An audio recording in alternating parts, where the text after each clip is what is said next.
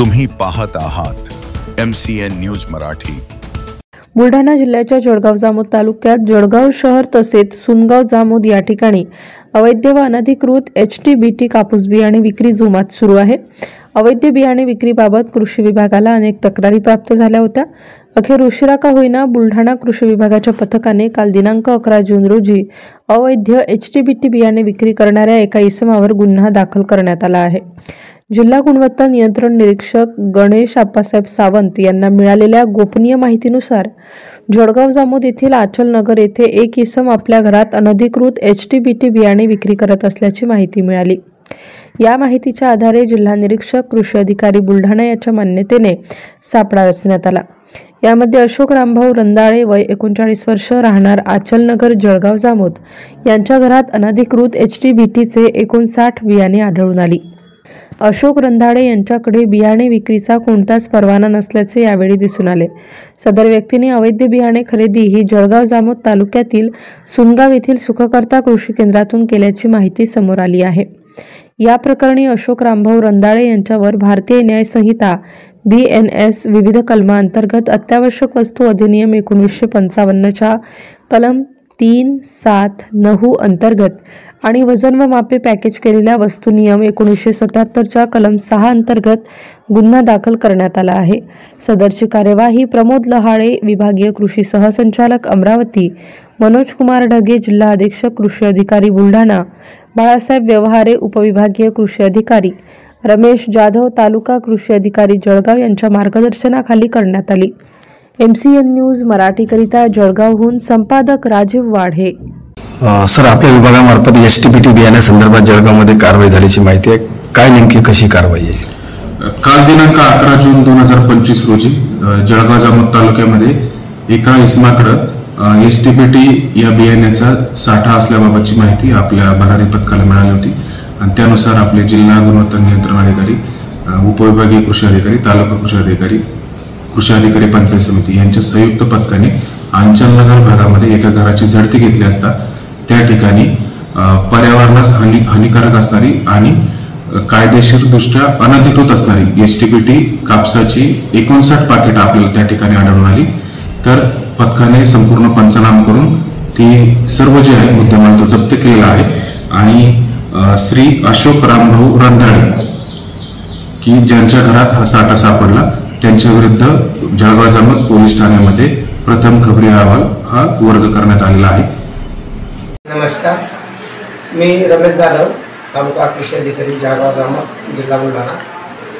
मित्रांनो, कालच आपण बघितलं असेल आपल्या जळगाव जामोद या ठिकाणी आचल नगर या भागात राहणारे एक शेतकरी कुटुंबातील व्यक्ती, म्हणजे त्यांचा व्यवसाय एका कंपनीचे एजंट म्हणून सुद्धा ते काम करत होते, परंतु एजंट म्हणता येणार नाही, एका कंपनीचे निविष्ठाची विक्री करत असताना त्यांनी कापूस बियाण्याचं जी HTBT बियाणं आहे, जे बोगस बियाणं आहे, ज्याला परवानगी नाही, भारतामध्ये त्या बियाण्याला परवानगी दिलेली नाही, अशा बियाण्याची विक्री करत असल्याचा सुगावा जिल्हा भरारी पथकाला मिळाला आणि त्यांनी तत्परतेने आपल्या तालुक्यामध्ये येऊन जिल्हा भरारी पथक आणि आमच्या अध्यक्षतेखाली तालुका भरारी पथक यांच्या संयुक्त कारवाई करून त्या बोगस बियाण्याचा पर्दाफाश करण्यात आला।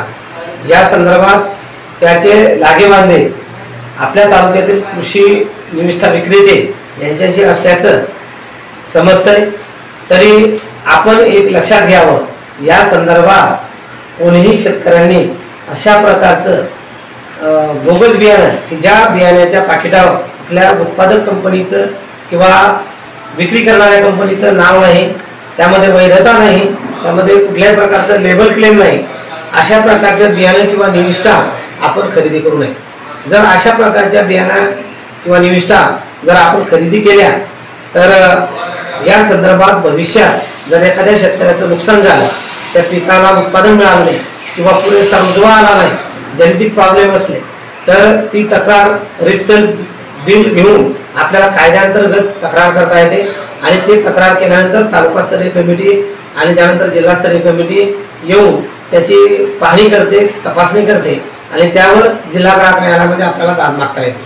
परंतु अशा प्रकारचं बोगस बियाणं जर आपण खरेदी केलं तर आपल्याला अशा प्रकारचे पुढे भविष्यामध्ये जर काही अडचणी उद्भवल्या तर आपल्याला कोणी मार्ग देऊ शकत नाही. आणि या निमित्तानं मी आपल्या शेतकरी बांधवांना आव्हान करेल की चालू खरीप हंगामामध्ये बियाणं खरेदी करत असताना विक्रेत्याकडून आपण बिल अवश्य मागावे. मग ते बियाणं असेल, खते असेल किंवा औषधं असतील. कुठल्याही प्रकारचं बोगस बियाणं किंवा निविष्ठा खरेदी होणार नाही हे सजगतेने आपण शेतकऱ्यांनी काळजी घ्यायला पाहिजे. आपण ग्राहक आहात.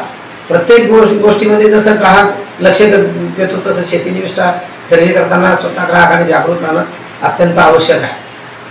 त्याचप्रमाणे कृषी निविष्ठाधारक यांना सुद्धा माझं आव्हान आहे की याबाबत आपण चांगली सेवा शेतकऱ्यांना द्यावी आणि कोणत्याही प्रकारे आपल्याशी जर कोणी अनधिकृतरित्या व्यवहार करायला पाचारण करत असेल किंवा आपल्याला सांगत असेल तर आपण त्याला बळी पडू नये.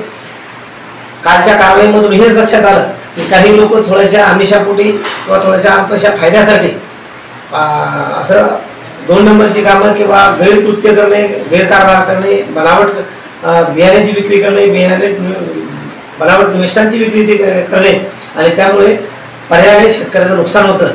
म्हणून शेतकऱ्याने सुद्धा सजग राहायला पाहिजे.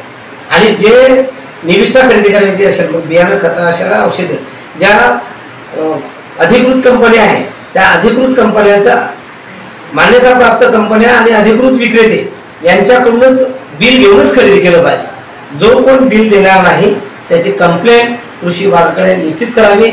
आम्ही नेहमी शेतकऱ्यांसाठी या ठिकाणी तत्पर आहोत. धन्यवाद.